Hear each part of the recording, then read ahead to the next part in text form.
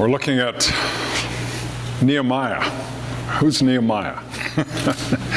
One of those Bible names, one of those obscure characters that we may never have known anything about other than the name. And yet Nehemiah was one of the great leaders of the Jewish people.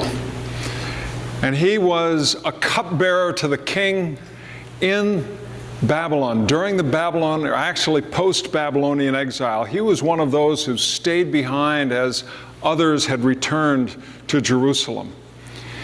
And while he's serving the king, he hears that the state of the nation is not good. The walls are down, the gates are burned. And what, of course, this means is the people have no protection, and they're losing a sense of their unique identity as God's people. No gates, anyone can come and go. No walls, there's no protection. And so he hears about this 144 years after it has occurred. It's been a constant situation, but he hears about it from his brother who's just come back from Jerusalem, and he can't let go of it. It becomes a passionate concern of his, which is a little bit of a mystery to me. But it becomes a passionate concern. And so he thinks about it, prays about it, and then one day, when he's there with the king, testing his food, testing his wine, making sure that one of his adversaries weren't trying to poison him, he actually lets the king know what it is that's bothering him. Hear the word of God as it comes to us from the 2nd chapter of Nehemiah. Early the following spring, in the month of Nisan, during the 12th year of King Artaxerxes' reign, I was serving the king his wine. I had never before appeared sad in his presence. So the king asked me, "Why are you looking so sad? You don't look sick to me. You must be deeply troubled." Then I was terrified, but I replied, "Long live the king. How can I not be sad, for the city where my ancestors are buried is in ruins, and the gates have been destroyed by fire." Well, the king asked, "How can I help you?" With a prayer to the God of heaven, I replied, "If it please the king, and if you are pleased with me, your servant, send me to Judah to rebuild the city where my ancestors are buried." The king, with the queen sitting beside him, asked, "How long will you be gone? When will you return?" After I told him how long I would be gone, the king agreed to my request. I also said to the king, "If it please the king, let me have letters addressed to the governors of the provinces west of the Euphrates River, instructing them to let me travel safely through their territories on my way to Judah. And please give me a letter addressed to Asaph, the manager of the king's forest, instructing him to give me timber. I need it to make beams for the gates of the temple fortress, for the city walls, and for the house, and for myself." And the king granted these requests because the gracious hand of God was on me. When I came to the governors of the province west of the Euphrates River, I delivered the king's letters to them. The king, I should ask, had sent along army officers with horsemen to protect me. But when Sanballat the Horonite and Tobiah the Ammonite official heard of my arrival, they were very displeased that someone had come to help the people of Israel. So I arrived in Jerusalem 3 days later. I slipped out during the night, taking only a few others with me. I had not told anyone about the plans God had put in my heart for Jerusalem. We took no pack animals with us except the donkey I was riding. After dark, I went out through the valley gate, past the jackal's well, and over to the dung gate to inspect the broken walls and burned gates.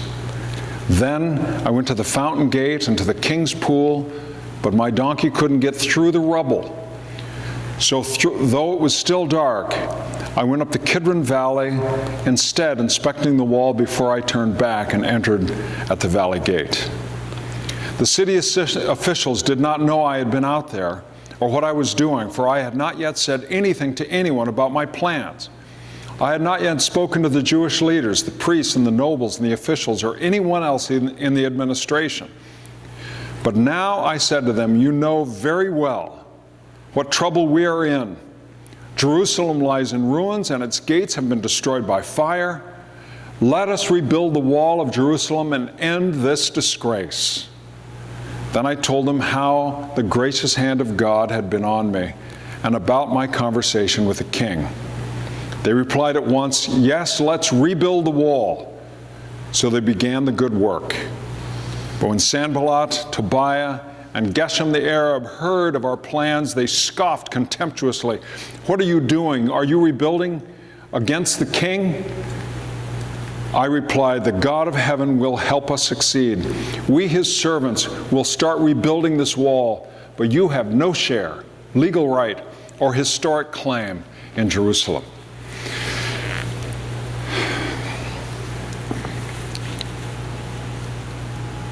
Ray Stedman, pastor for many years at the Peninsula Bible Church in California,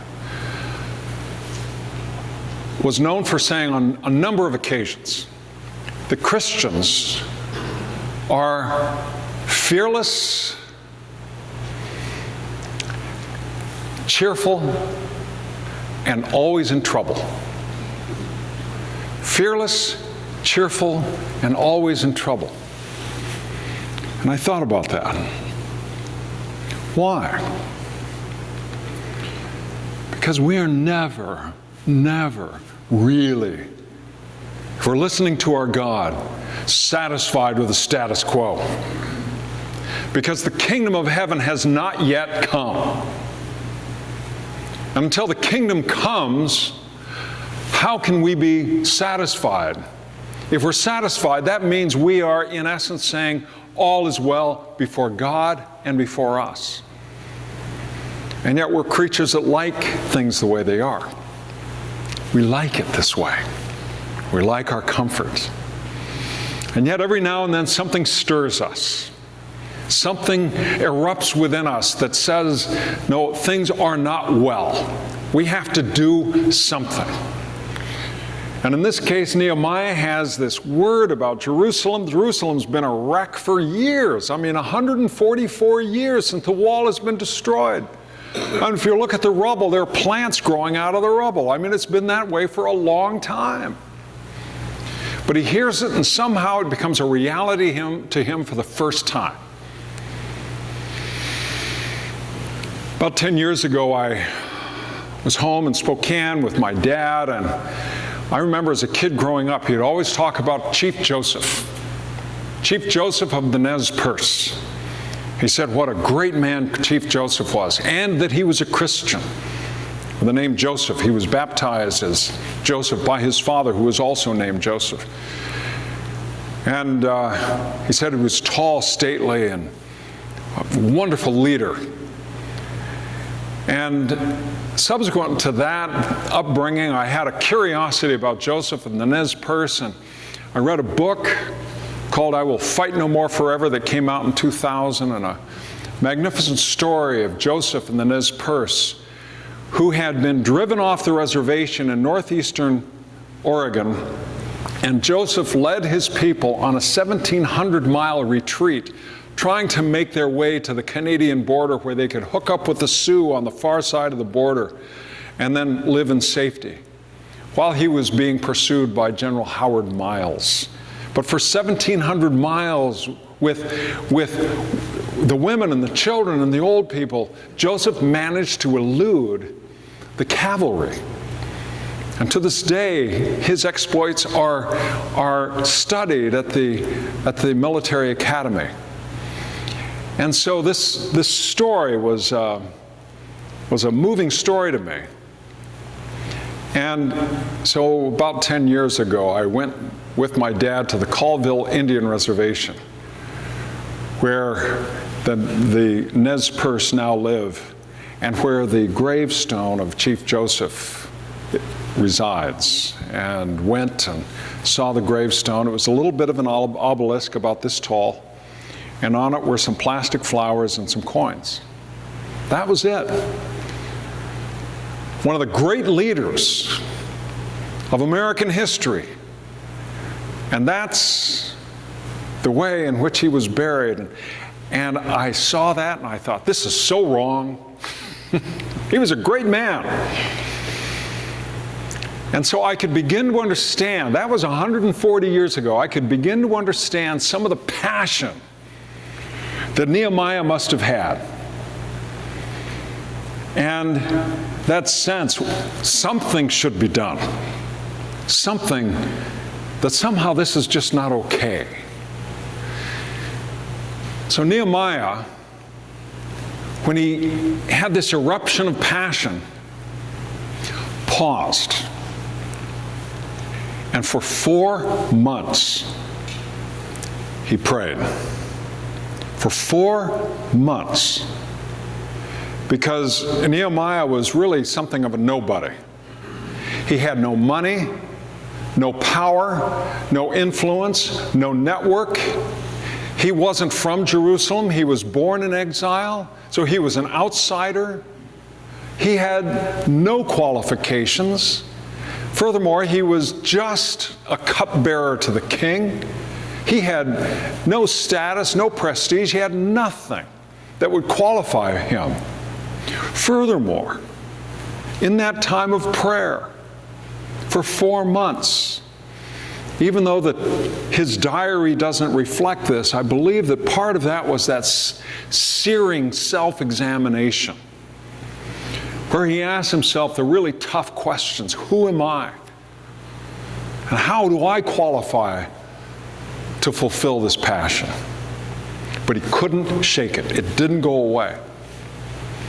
So finally, one day, after that 4 months of internal preparation, he finally let it out to the king. The king is sitting there on his throne, and his queen is next to him. The queen, by the way, may well have been the great Queen Esther's daughter-in-law, there with Artaxerxes. And they had developed a real affection for Nehemiah.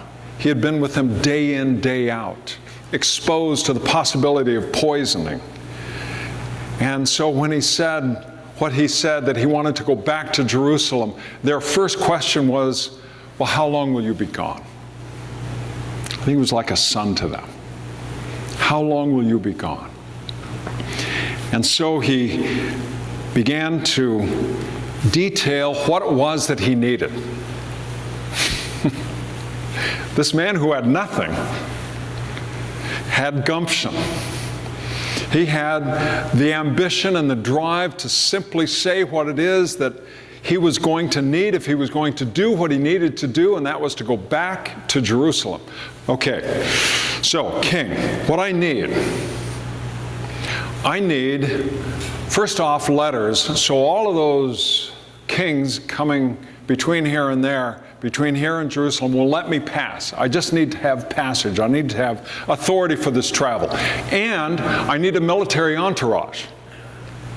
And I need letters to your forest keeper so I can get all the lumber that I need to do this work. Not just on the wall, but also the gates, and also I need a place to live. And I need to have all the authority, all of your authority, to carry out what I need to carry out. Babylon is the one that destroyed the wall. And it's, to me, a rather inconvenient coincidence that I'm doing this sermon series right now, because the reality is Nehemiah is saying, I'll make you rebuild the wall and you'll pay for it. That's exactly what Nehemiah does, but unlike, well, I won't go on. But he is going to rebuild the wall, and the ones who destroyed the wall will make it happen. But that is because Nehemiah has been a faithful servant in the court of the king. He has earned respect. He's earned authority. He's earned the respect and the regard of the king that allows him to carry out, at least to begin, this mission. And so he goes. But before he goes, he, after 4 months of prayer, has embedded and established for himself a practice that is a habit. You realize it only takes 21 days to form a habit? If you do something strictly and regularly for 21 days, it embeds itself, becomes a habit. I'm sure different personalities, it fluctuates one way or the other. 21 days to create a habit. He had a habit now of prayer. And if we have a habit of prayer, we establish for ourselves a character of humility. Because we cannot stand with pride and hubris before our God. And so he goes as a man who's learned to listen, as a man who's learned what it means to operate on the authority of another. And so he goes. And he arrives in Jerusalem. And who does he encounter? He encounters a couple of outsiders. And Sanballat and Tobiah, they're outsiders. They're not Jews. They're not on the inside. They're not the leaders of the city, but they're controlling things. And it becomes clear to them that he is trying to come in and change things. He's going to come in and change things. And his change has direct implications on their position, their power, presumably their wealth, and they don't like it. Nehemiah is coming to change the status quo. Things are broken down, they're a mess, they're a disaster, but after 140 years, people adapt. They adjust. We're the most adaptable creatures on earth. We can adapt and adjust, and however bad a situation may be, we can adjust and adapt to it and make it feel just fine, even to the point that we actively defend it. Remember the story of Jesus when he went to the pool of Bethsaida. There was a paralyzed man there who'd been there for 38 years. And Jesus, when he saw him, said, "Do you want to be well? Or have we so adapted to a pathology that it just doesn't matter anymore?" One of the hard things in life is to recognize those areas where we have adapted to something that is not at all good, where we have incorporated personal habits or we have been comfortable with a situation that just isn't at all good. Once again, that's what prayer does. It alerts us, so it awakens us to something in us that is part of the problem. So Sanballat and Tobiah, they don't want change. I remember when I went to my church in California, and I was a bit of a bull in a china shop when I went there. And beautiful old Spanish-style sanctuary, courtyard looking out over the water in the Channel Islands in Ventura. Beautiful place. And yet in this magnificent sanctuary with a hand-painted mural in the front and dark wood and elements, architectural elements that were borrowed from Hearst Castle up in San Simeon. In the back over the sanctuary was one of those dropped acoustical ceilings with fluorescent lights in it. They were treating the sanctuary, the church, like a backyard project. And I remember saying how this is not good. This is the house of the Lord. People initiated this project in 1929 and the stock market fell. They paid for it during the Depression. And this is how we handle our church. I said those kinds of things. Fool. Because people like it the way it is. They like it this way. It's always dangerous to upset the status quo, even if it's an improvement, even if it's making things better. And so Nehemiah comes into town.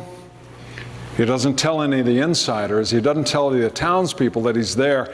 And he goes out at night. He and a few of his friends that he brought with him, they go out and they inspect the walls and the gates. And in the dark of night, they realize it is such a mess, even their donkey can't make it through some of the rubble. After 144 years, there's still rubble laying around. And so he keeps it to himself once again. It's quiet. Finally steps up and speaks to the elders and the nobles of Israel there in Jerusalem. He is now